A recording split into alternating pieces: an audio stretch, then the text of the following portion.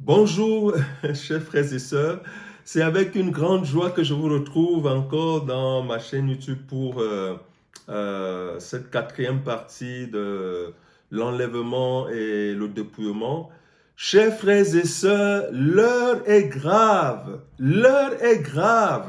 Et vraiment, c'est la première fois, vous qui êtes abonnés à la source d'eau vive, vous savez, TV, vous savez que mes vidéos prennent toujours 40-50 minutes, mais là, j'ai vraiment reçu de faire des vidéos de 12-15 minutes, de 13 minutes, pour vous permettre vraiment d'être béni, parce que là, ça vous permet, vous pouvez voir une partie et vous dites que vous pouvez, et vous programmez l'autre après. Donc, chers frères et sœurs, nous allons continuer dans cette même lancée parce que nous avons déjà vu beaucoup de choses dans la première, deuxième, troisième partie. Et dans cette quatrième partie, nous allons insister sur l'iniquité. Parce que l'iniquité, les gens ne savent pas que c'est... L'iniquité est dans l'homme.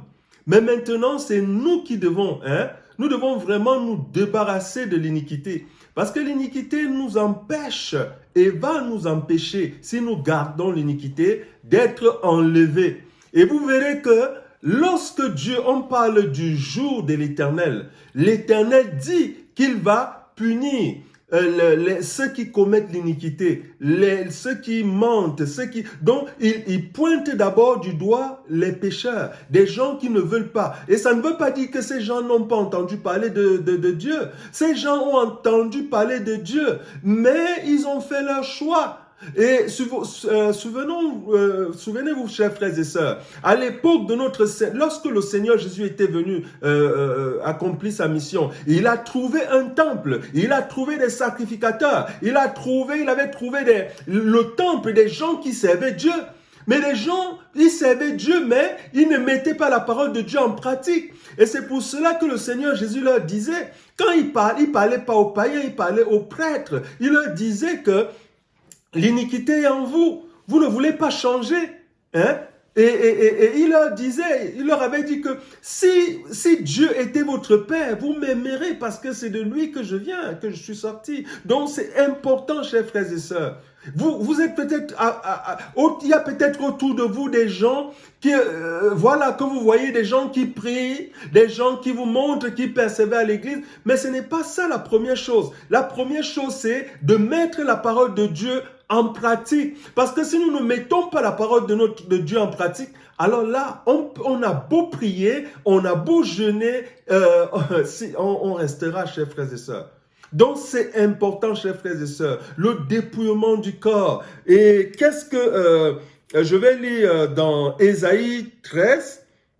Je vais lire dans Ésaïe 13 et le verset 9 nous dit, à compter du verset 9 qui nous dit, « Voici le jour de l'Éternel arrive, jour cruel, jour de colère et d'ardente fureur, qui réduira la terre en solitude et en exterminera les pécheurs. Car les étoiles des cieux et leurs astres ne feront plus briller leur lumière. Le soleil s'obscurcira dès son lever et la lune ne fera plus luire sa clarté. » Suivons, ici maintenant ce qui est important, qui nous concerne. « Je punirai le monde pour sa malice et les méchants pour leur iniquité. Je ferai cesser l'orgueil des hautains et j'abattrai l'arrogance des tyrans. » Vous voyez ce que Dieu dit? Ça, c'est les trois catégories des gens-là. Je ferai cesser l'orgueil. Il dit d'abord, je punirai le monde pour sa malice, les méchants pour leur iniquité, et je ferai cesser l'orgueil des hautains, et j'abattrai l'arrogance des tyrans. Je rendrai les hommes plus rares que l'or. Donc, Dieu a prévu ça. Nous savons que l'or, est-ce que vous pouvez sortir et chercher l'or? Pour trouver l'or, il faut creuser, creuser, creuser. Il y a des gens qui creusent et qui ne trouvent pas. Mais Dieu dit que bientôt, il dit, je rendrai l'homme plus rare que l'or. Vous voyez ça? Dieu parle de sa créature. Il dit que bientôt, les hommes qu'on voit partout, il dit, je rendrai l'homme plus rare que l'or. Donc ça veut dire que l'heure du jugement vient, chers frères et sœurs. Examinons-nous, chers frères et sœurs. Est-ce que nous sommes encore dans le péché? Est-ce que nous sommes encore dans l'iniquité? Et allons rapidement dans Matthieu chapitre 7. Matthieu chapitre 7 nous parle, on va voir rapidement dans Matthieu chapitre 7. Et c'est le Seigneur Jésus qui parle. Et il dit, dans Matthieu chapitre 7, ici le verset 21, le Seigneur Jésus ne s'adresse pas, chers frères et sœurs. Il ne s'adresse pas aux païens. Le Seigneur Jésus s'adresse aux chrétiens. Il s'adresse aux croyants. Les gens qui vont à l'église, les gens qui prient. Mais parmi ces gens-là, il y a une catégorie à laquelle le Seigneur Jésus dira, je ne vous ai jamais connu. Suivons bien, il dit, tous ceux qui me disent Seigneur, Seigneur, n'entreront pas tous dans le royaume des cieux. Mais celui-là, seul qui fait la volonté de mon Père qui est dans les cieux. Plusieurs me diront en ce jour-là, Seigneur, Seigneur, n'est-ce pas Seigneur, Seigneur, n'avons-nous pas prophétisé par ton nom? N'avons-nous pas chassé les démons par ton nom? N'avons-nous pas fait beaucoup de miracles par ton nom? Alors je leur déclarerai ouvertement, je ne vous ai jamais connu. Retirez-vous de moi, vous qui commettez l'iniquité. Donc, chers frères et sœurs, le Seigneur dira à ces gens-là, retirez-vous de moi, vous qui commettez l'iniquité. L'iniquité, c'est une personne qui vit encore dans le péché. C'est une personne qui vit encore dans les choses du monde. C'est-à-dire, c'est une personne qui se laisse encore emporter. N'oublions pas, chers frères et sœurs, la Bible dit que quand il y aura enlèvement, le Seigneur Jésus rendra notre corps semblable à son corps glorieux par le pouvoir qu'il a reçu d'assujettir toutes choses. Donc ça veut dire que le corps que tu as aujourd'hui, si tu l'entretiens, si tu prends soin de lui, à la fin, le Seigneur va transformer ton corps, il va le rendre semblable à son corps glorieux. C'est lui qui a inauguré le corps. Le premier corps glorieux, c'est lui qui le porte en ce moment. Donc il a prévu que si nous nous sanctifions, si nous nous dépouillons des choses de ce monde, quand il y aura enlèvement, il rendra nos corps semblables à son corps. Oh, chers frères et sœurs, c'est extraordinaire. Qui ne veut pas vivre cela? Qui ne veut pas vivre ça? Qui ne veut pas vivre ce bonheur-là? Avoir un corps glorieux, avoir un corps qui soit semblable au corps du Seigneur Jésus. Donc c'est ce qu'il nous a promis. Mais nous devons le mériter. Nous devons le mériter parce que tu ne vas pas rester chez toi. C'est-à-dire qu'en menant cette vie de débauche, d'adultère, l'orgueil et toutes ces choses, tu as beau prier, tu es en train de souiller ton corps. Tu es en train de le souiller. Le Seigneur ne pourra pas. C'est-à-dire que tu seras semblable aux gens du monde. Ça veut dire que quand tu meurs, tu iras au séjour des morts.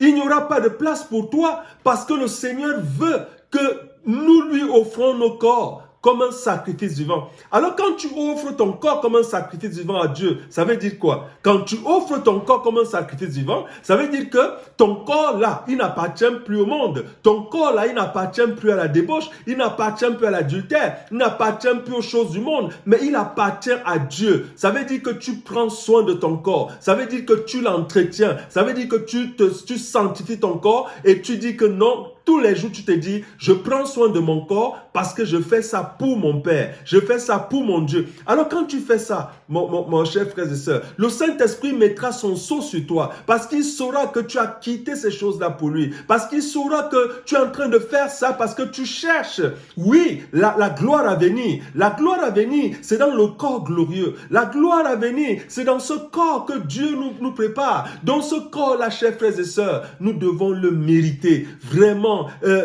vraiment le dépouillement est indispensable, chers frères et sœurs. Le dépouillement du corps est indispensable. Et moi, Dieu m'a suscité pour préparer son peuple. Dieu m'a suscité pour dire à ses enfants de quitter le monde, de se sanctifier et de lui offrir leur corps comme un sacrifice vivant. Chers frères et sœurs, l'heure est grave. Les temps sont finis. Les temps sont finis. Et vraiment, le Seigneur Jésus nous parle. Et vraiment, il le dit dans l'Apocalypse. Dans l'Apocalypse, il dit vraiment que ceux qui sont encore dans la vie du monde, qu'ils restent dans cette vie-là. Parce qu'il est clair. Hein? Apocalypse chapitre 22. Je vais lire ça pour clôturer. Apocalypse chapitre 22. Si tu as chez toi, prends l'Apocalypse chapitre 22, lis le verset 11. Qu'est-ce que le verset 11 dit? Et le verset 11 montre que le Saint-Esprit ne supplie personne. Il ne supplie personne.